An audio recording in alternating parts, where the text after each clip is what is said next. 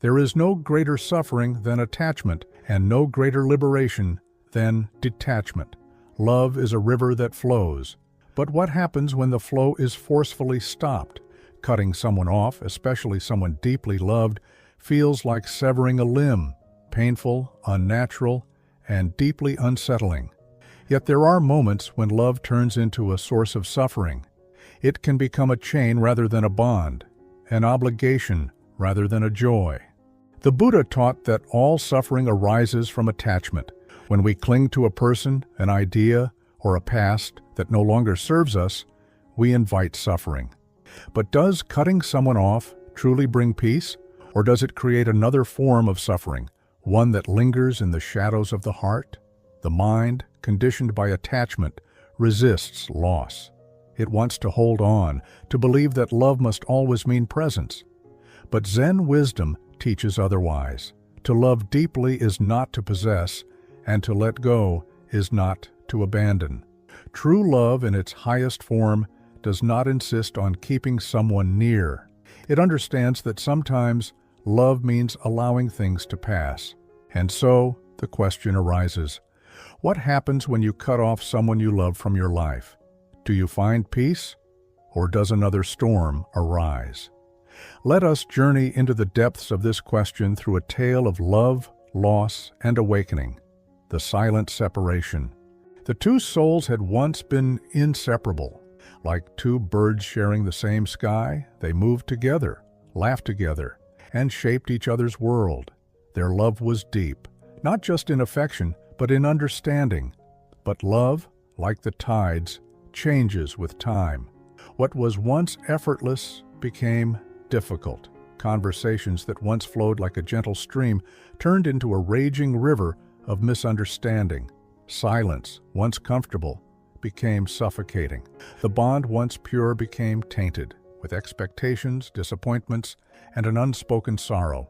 One day the decision was made, not in anger, not in hatred, but in quiet exhaustion. One heart could no longer bear the weight of an imbalanced connection.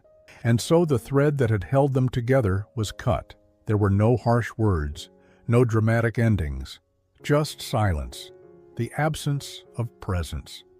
At first there was relief, a lightness as if a burden had been lifted. But soon something unexpected followed. 1. The echo of love. Zen master Ryokan once wrote, "The thief left it behind, the moon at my window. Love too leaves an imprint." Cutting someone off does not erase the memories, nor does it erase the part of ourselves that they shaped. The absence of a person does not mean the absence of their impact. In the quiet moments, the mind wandered back to them, not to the fights, not to the discord, but to the small, tender things. The way their presence had once been comforting, the way their laughter had once felt like home. This is the first realization. Love does not disappear just because we remove someone from our life. Like a bell that continues to ring long after it is struck, love leaves echoes in the soul. And yet, attachment to these echoes brings suffering.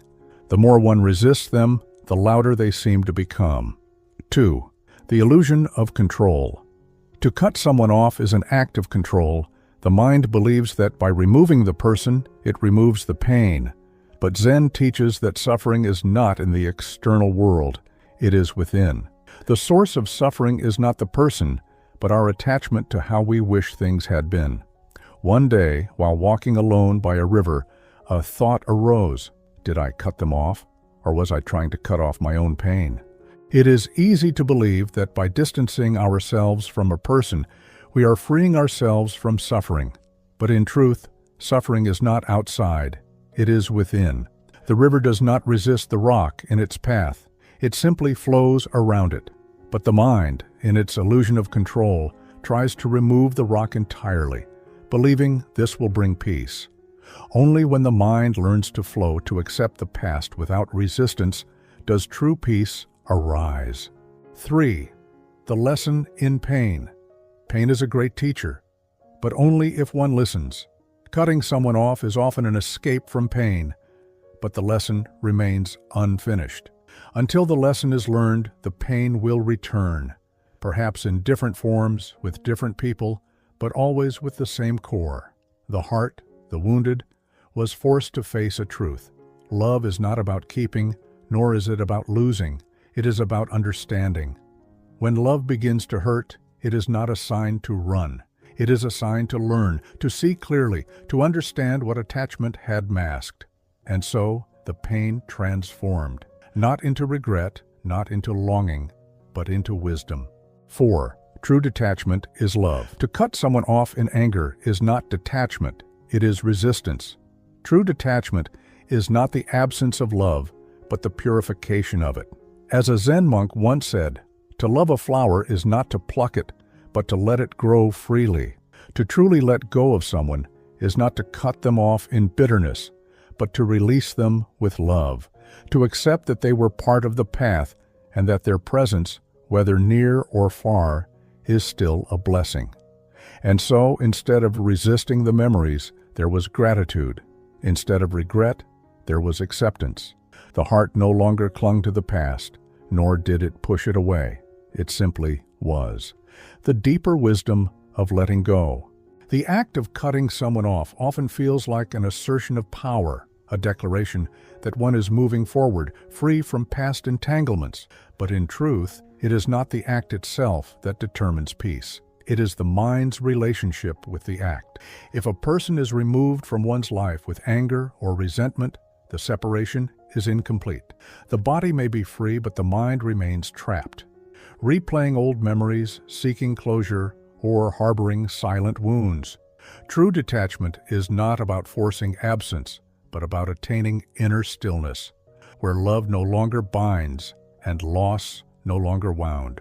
Buddhist teachings guide us toward the understanding that suffering arises not from external events, but from how we relate to them. If one cuts off a person and still suffers, it is a sign that attachment remains. If one lets go with wisdom, peace naturally follows. So how does one truly let go? 1. Understanding that people are lessons, not possessions. In Zen, there is a saying, when the student is ready, the teacher appears. When the lesson is learned, the teacher disappears.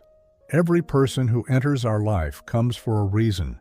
They are mirrors, reflecting back to us parts of ourselves, our fears, our desires, our unresolved wounds.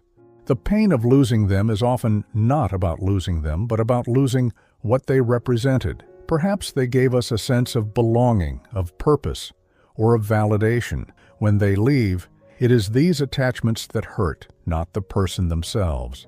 If one understands this deeply, the grip of suffering loosens. Instead of asking, why did they leave? Ask, what did they teach me instead? Instead of resisting their absence, embrace the wisdom they left behind. 2. The illusion of emotional permanence. The human heart, in its longing, often believes that love should be eternal in form, but all things, no matter how beautiful, are impermanent. A Zen master once held up a delicate porcelain cup and said to me, "This cup is already broken, because I know that someday it will fall, and I will no longer have it, and so I enjoy it completely while it is here." Relationships, too, are like this cup. We suffer because we cling to the illusion that love must always remain in the form we desire.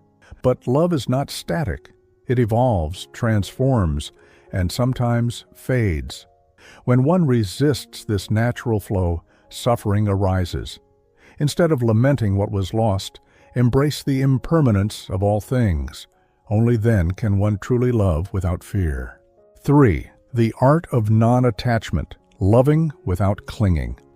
To love without attachment is to love without fear, to love without needing to keep someone close. This does not mean loving less. It means loving in a way that is not dependent on possession or control. Buddhist wisdom speaks of upekkha, or equanimity, the ability to remain at peace regardless of circumstances. This is the highest form of love, love that does not demand, but allows love that does not cling, but supports love that does not fear change, but embraces it. To practice upekkha is to see love as the sky sees the passing clouds, beautiful, fleeting, and ever-changing. 4. Acceptance. The final step in letting go. True letting go is not about pretending someone never mattered. It is about accepting that they matter deeply, but that their role in one's life has changed. When a river meets the ocean, it does not weep for the mountains it left behind. It simply continues its journey, knowing that it is still water, still flowing, still alive. So too must the heart flow, not with regret, but with gratitude, not with resistance, but with acceptance. Accept that the past is unchangeable. Accept that love does not need to be held onto to be real. Accept that growth sometimes requires loss. When one reaches this state of acceptance, there is no longer a need to cut off anyone. There is only the gentle release. The recognition that love, when pure, does not bind. It simply is. The path to peace, the journey of cutting someone off, is not about them. It is about oneself. It is about learning what attachment has to teach. It is about recognizing where suffering comes from and where peace can be found. If one removes a person but still carries resentment, they are still bound. If one lets go but still aches with regret, they are still clinging. True letting go is not an action. It is a realization. It is the understanding that love, at its deepest level, does not need proximity, possession, or permanence to exist.